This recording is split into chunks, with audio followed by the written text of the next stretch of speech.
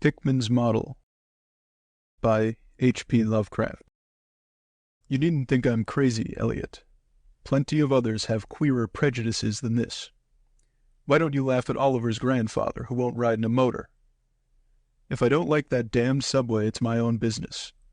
And we got here more quickly anyhow in the taxi. We'd have had to walk up the hill from Park Street if we'd taken the car. I know I'm more nervous than I was when you saw me last year. But you don't need to hold a clinic over it. There's plenty of reason, God knows, and I fancy I'm lucky to be sane at all. Why the third degree? You didn't used to be so inquisitive. Well, if you must hear it, I don't know why you shouldn't. Maybe you ought to, anyhow, for you kept writing me like a grieved parent when you heard I'd begun to cut to the art club and keep away from Pickman. Now that he's disappeared, I go around to the club once in a while, but my nerves aren't what they were. No, I don't know what's become of Pickman, and I don't like to guess. You might have surmised I had some inside information when I dropped him, and that's why I don't want to think where he's gone. Let the police find what they can. It won't be much, judging from the fact that they don't know yet of the old North End place he hired under the name of Peters. I'm not sure that I could find it again myself, not that I'd ever try, even in broad daylight. Yes, I do know, or am afraid I know, why he maintained it. I'm coming to that. And I think you'll understand before I'm through why I don't tell the police. They would ask me to guide them, but I couldn't go back there even if I knew the way. There was something there, and now I can't use the subway or, and you may as well have your laugh at this too, go down into cellars anymore. I should think you'd have known I didn't drop Pickman for the same silly reasons that fussy old women like Dr. Reed or Joe Minot or Bosworth did. Morbid art doesn't shock me, and when a man has the genius Pickman had, I feel it an honor to know him, no matter what direction his work takes. Boston never had a greater painter than Richard Upton Pickman. I said it at first, and I say it still, and I never swerved an inch either, when he showed that ghoul feeding. That, you remember, was when Minot cut him.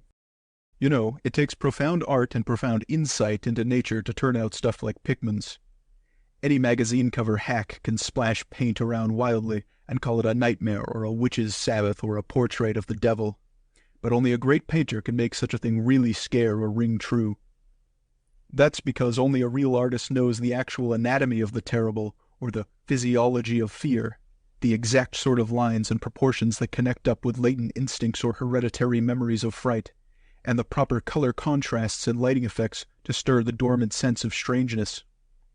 I don't have to tell you why a Fuseli really brings a shiver while a cheap ghost story frontispiece merely makes us laugh.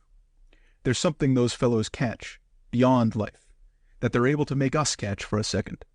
Doré had it, Syme has it, Angarola of Chicago has it, and Pickman had it as no man ever had it before, or, I hope to heaven, ever will again.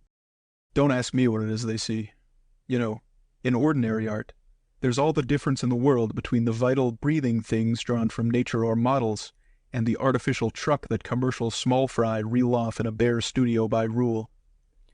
Well, I should say that the really weird artist has a kind of vision which makes models, or summons up what amounts to actual scenes from the spectral world he lives in.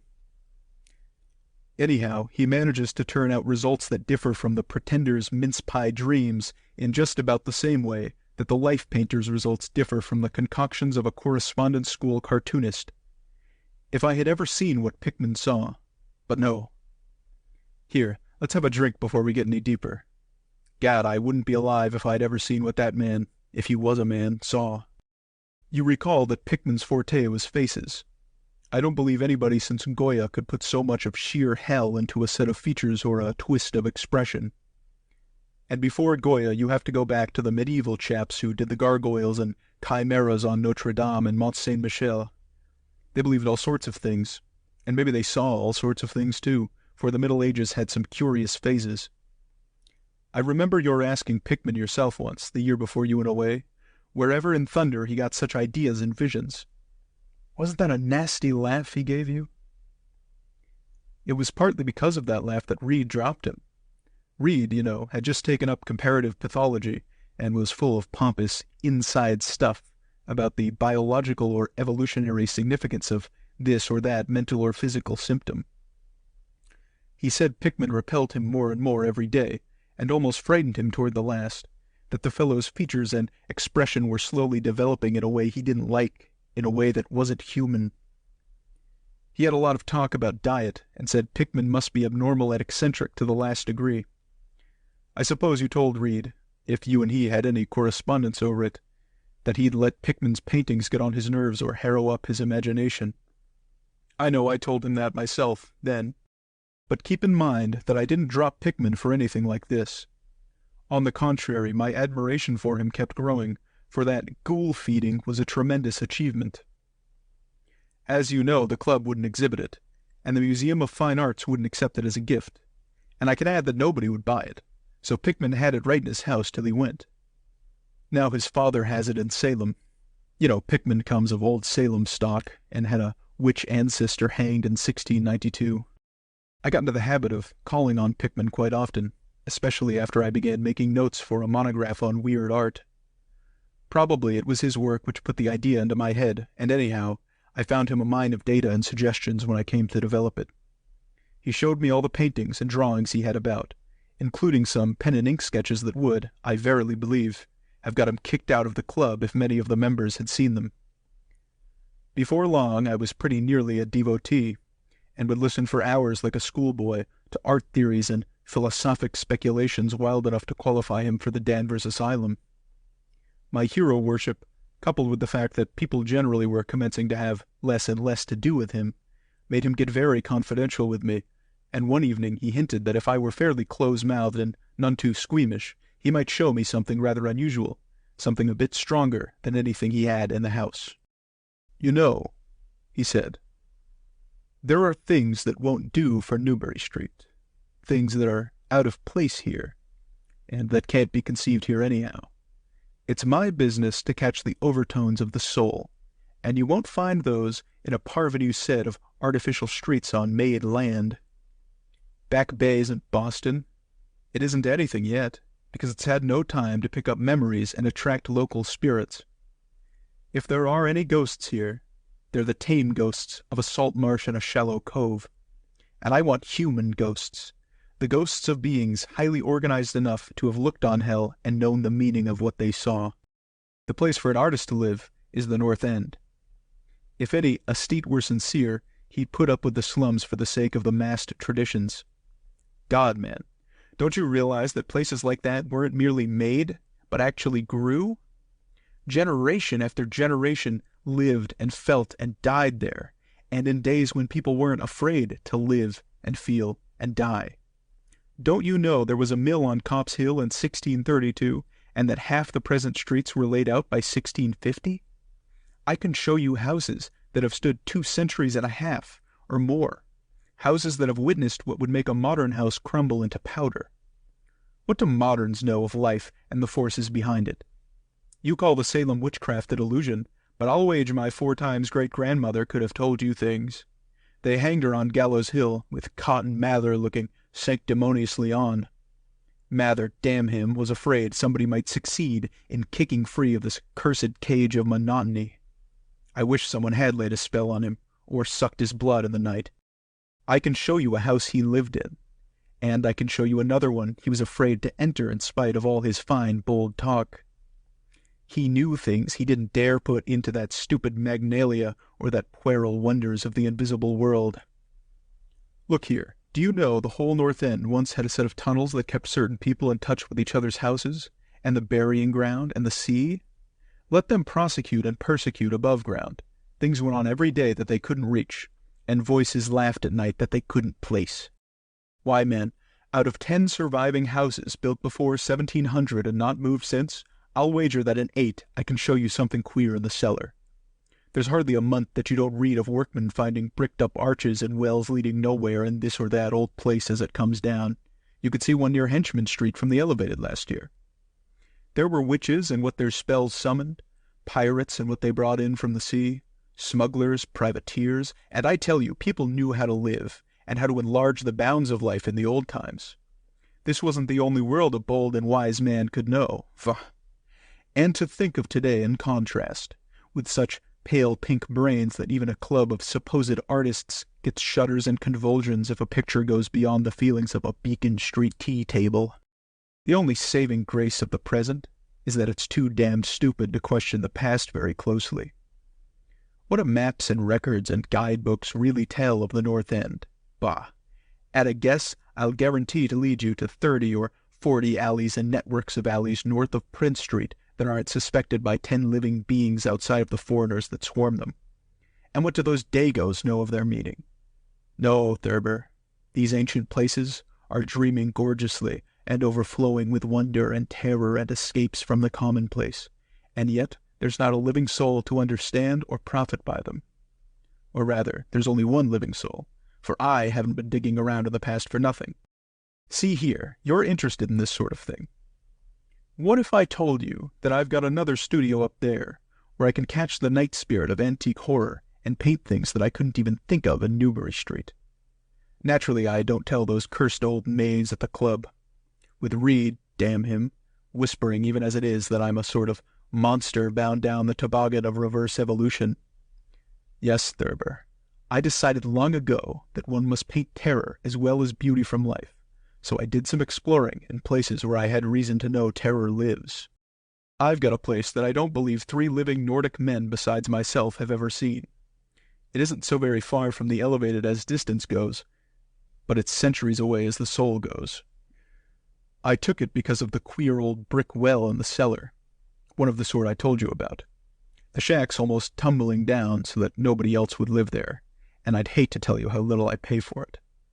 The windows are boarded up, but I like that all the better, since I don't want daylight for what I do. I paint in the cellar, where the inspiration is thickest. But I've other rooms furnished on the ground floor. A Sicilian owns it, and I've hired it under the name of Peters. Now, if you're game, I'll take you there tonight. I think you'd enjoy the pictures, for, as I said, I've let myself go a bit there. It's no vast tour. I sometimes do it on foot, for I don't want to attract attention with a taxi in such a place. We can take the shuttle at the South Station for Battery Street, and after that the walk isn't much.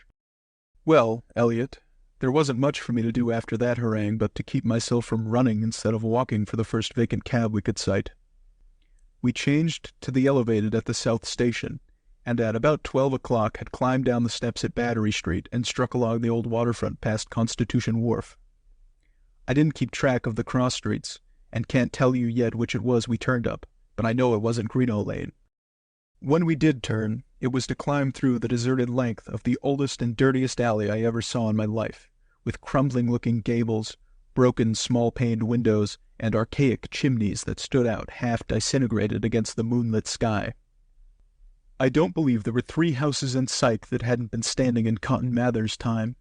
Certainly I glimpsed at least 2 with an overhang, and once I thought I saw a peaked roofline of the almost forgotten pre-gambrel type, though antiquarians tell us there are none left in Boston.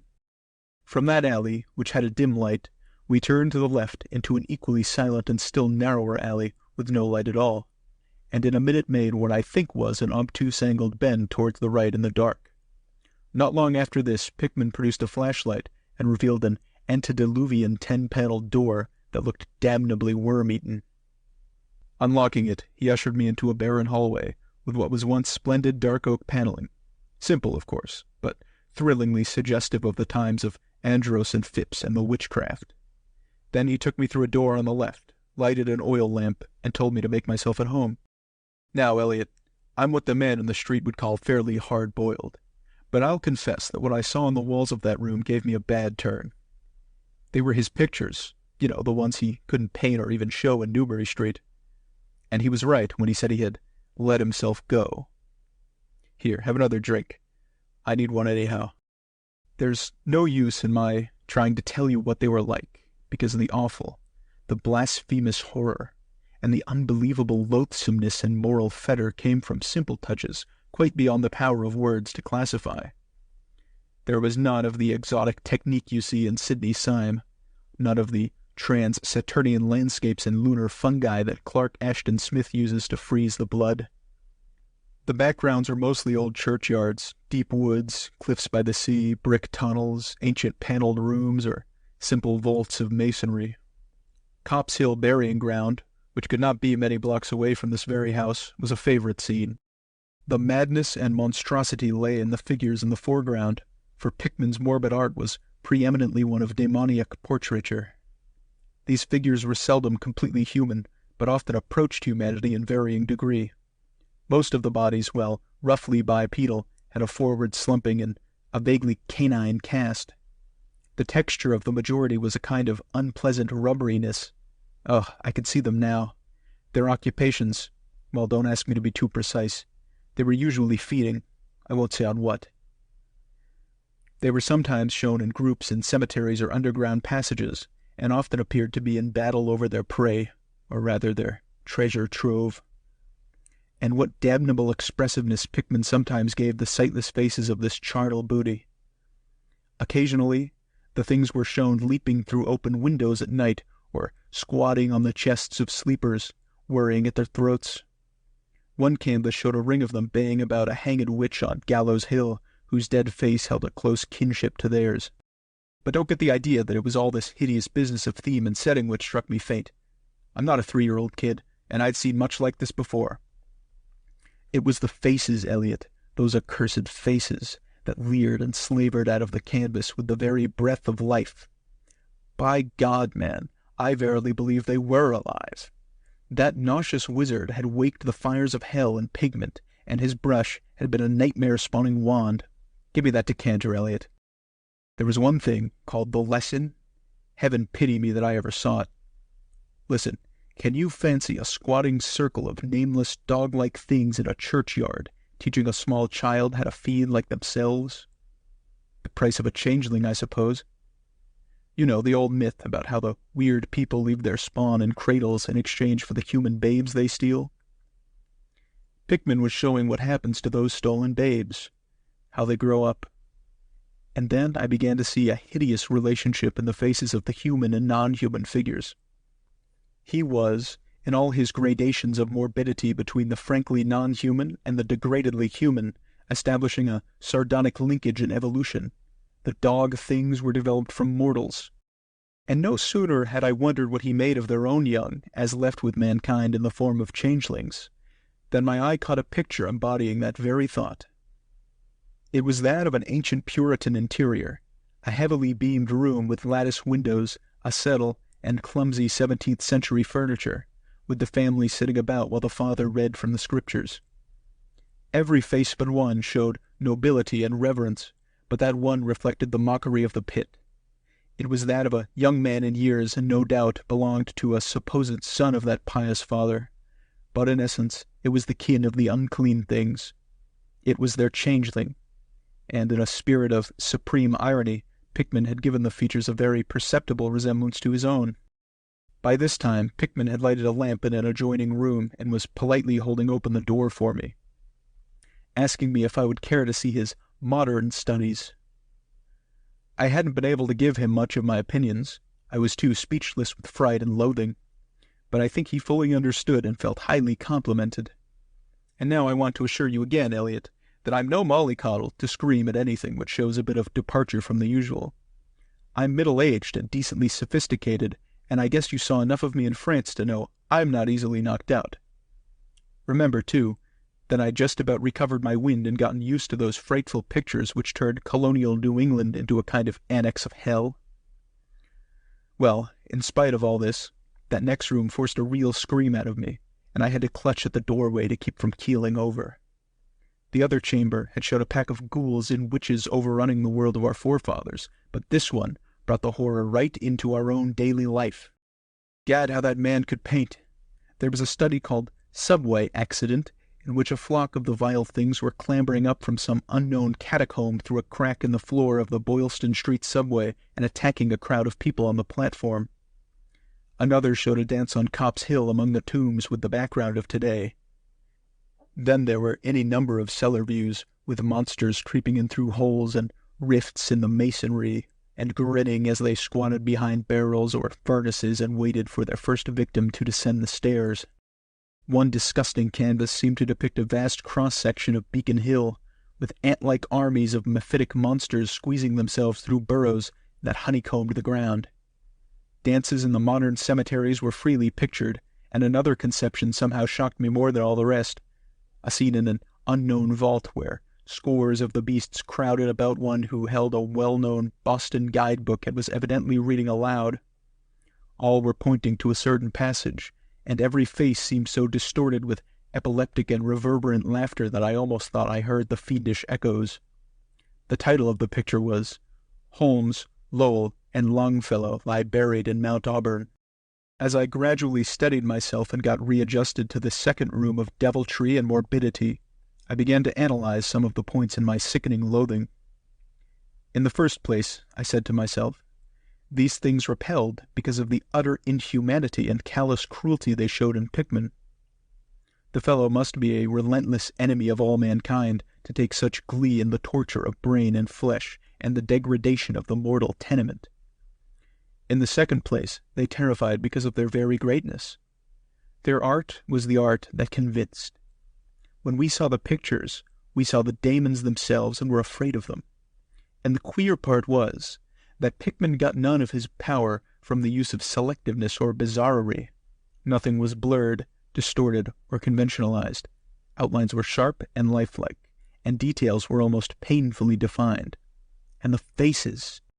It was not any mere artist's interpretation that we saw. It was pandemonium itself, crystal clear and stark objectivity. That was it, by heaven! The man was not a fantasist or romanticist at all. He did not even try to give us the churning, prismatic ephemera of dreams, but coldly and sardonically reflected some stable, mechanistic, and well-established horror world which he saw fully, brilliantly, squarely, and unfalteringly. God knows what that world can have been, or where he ever glimpsed the blasphemous shapes that loped and trotted and crawled through it. But whatever the baffling source of his images, one thing was plain. Pickman was, in every sense, in conception and in execution, a thorough, painstaking, and almost scientific realist. My host was now leading the way down cellar to his actual studio, and I braced myself for some hellish effects among the unfinished canvases. As we reached the bottom of the damp stairs, he turned his flashlight to a corner of the large open space at hand, revealing the circular brick curb of what was evidently a great well in the earthen floor. We walked nearer, and I saw that it must be 5 feet across, with walls a good foot thick and some 6 inches above the ground level. Solid work of the 17th century, or I was much mistaken. That, Pickman said, was the kind of thing he had been talking about. An aperture of the network of tunnels that used to undermine the hill. I noticed idly that it did not seem to be bricked up, and that a heavy disk of wood formed the apparent cover. Thinking of the things this well must have been connected with if Pickman's wild hints had not been mere rhetoric, I shivered slightly, then turned to follow him up a step and through a narrow door into a room of fair size, provided with a wooden floor and furnished as a studio. An acetylene gas outfit gave the light necessary for work. The unfinished pictures on easels or propped against the walls were as ghastly as the finished ones upstairs, and showed the painstaking methods of the artist. Scenes were blocked out with extreme care, and penciled guidelines told of the minute exactitude which Pickman used in getting the right perspective and proportions. The man was great. I say it even now, knowing as much as I do. A large camera on a table excited my notice, and Pickman told me that he used it in taking scenes for backgrounds so that he might paint them from the photographs in the studio instead of carting his outfit around the town for this or that view. He thought a photograph quite as good as an actual scene or model for sustained work, and declared he employed them regularly. There was something very disturbing about the nauseous sketches and half-finished monstrosities that leered around from every side of the room, and when Pickman suddenly unveiled a huge canvas on the side away from the light, I could not for my life keep back a loud scream, the second I had admitted that night. It echoed and echoed through the dim vaultings of that ancient and nitrous cellar, and I had to choke back a flood of reaction that threatened to burst out as hysterical laughter. Merciful Creator! Elliot, but I don't know how much was real and how much was feverish fancy. It doesn't seem to me that Earth can hold a dream like that. It was a colossal and nameless blasphemy, with glaring red eyes, and it held in bony claws a thing that had been a man, gnawing at the head as a child nibbles at a stick of candy. Its position was a kind of crouch, and As one looked, one felt that at any moment it might drop its present prey and seek a juicier morsel. But damn it all, it wasn't even the fiendish subject that made it such an immortal fountainhead of all panic. Not that, nor the dog face with its pointed ears, bloodshot eyes, flat nose, and drooling lips. It wasn't the scaly claws, nor the mold-caked body, nor the half-hooved feet. None of these, though any one of them might well have driven an excitable man to madness. It was the technique, Elliot. The cursed, the impious, the unnatural technique. As I am a living being, I never elsewhere saw the actual breath of life so fused into a canvas. The monster was there. It glared and gnawed and gnawed and glared, and I knew that only a suspension of nature's laws could ever let a man paint a thing like that without a model, without some glimpse of the netherworld which no mortal unsold to the fiend has ever had. Pinned with a thumbtack to a vacant part of the canvas was a piece of paper now badly curled up. Probably, I thought, a photograph from which Pickman meant to paint a background as hideous as the nightmare it was to enhance. I had reached out to uncurl and look at it, when suddenly I saw Pickman start as if shot. He had been listening with peculiar intensity ever since my shocked scream had waked unaccustomed echoes in the dark cellar, and now he seemed struck with a fright which, though not comparable to my own, had in it more of the physical than of the spiritual. He drew a revolver and motioned me to silence, then stepped out into the main cellar and closed the door behind him. I think I was paralyzed for an instant. Imitating Pickman's listening, I fancied I heard a faint scurrying sound somewhere, and a series of squeals or bleats in a direction I couldn't determine. I thought of huge rats and shuddered.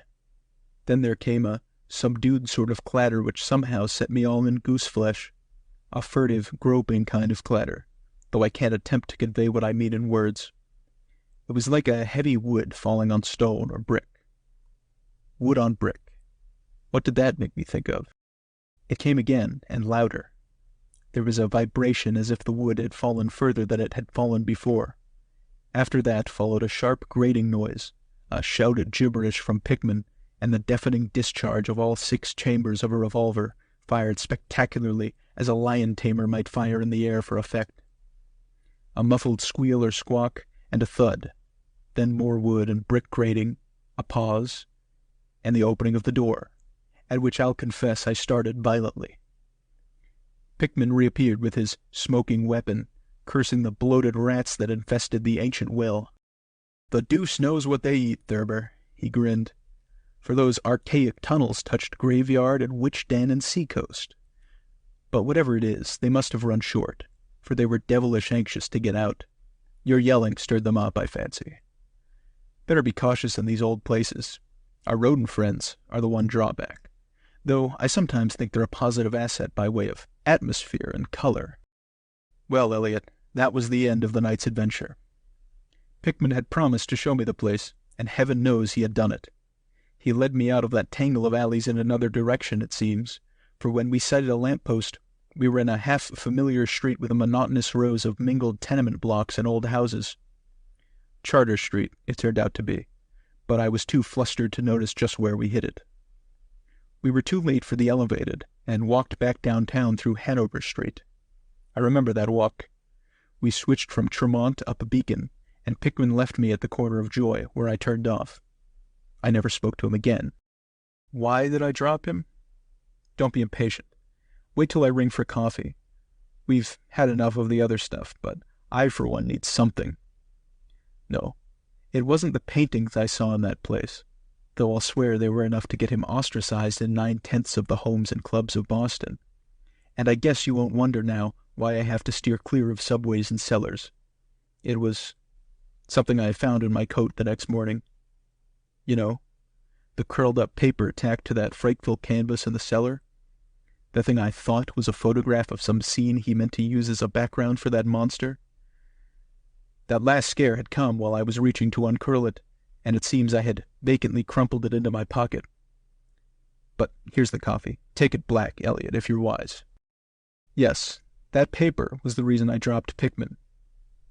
Richard Upton Pickman, the greatest artist I have ever known, and the foulest being that ever leaped the bounds of life into the pits of myth and madness. Elliot, old Reed was right. He wasn't strictly human. Either he was born in strange shadow, or he'd found a way to unlock the forbidden gate. It's all the same now, for he's gone. Back into the fabulous darkness he loved to haunt. Here, let's have the chandelier going. Don't ask me to explain or even conjecture about what I burned. Don't ask me, either, what lay behind that mole-like scrambling Pickman was so keen to pass off as rats. There are secrets, you know, which might have come down from old Salem times, and Cotton Mather tells even stranger things. You know how damned lifelike Pickman's paintings were, how we all wondered where he got those faces. Well, that paper wasn't a photograph of any background after all. What it showed was simply the monstrous being he was painting on that awful canvas. It was the model he was using, and its background was merely the wall of the cellar studio in minute detail. But by God, Elliot, it was a photograph from life. If you like the video, put a like, subscribe to the channel and click on the bell to not miss our new videos.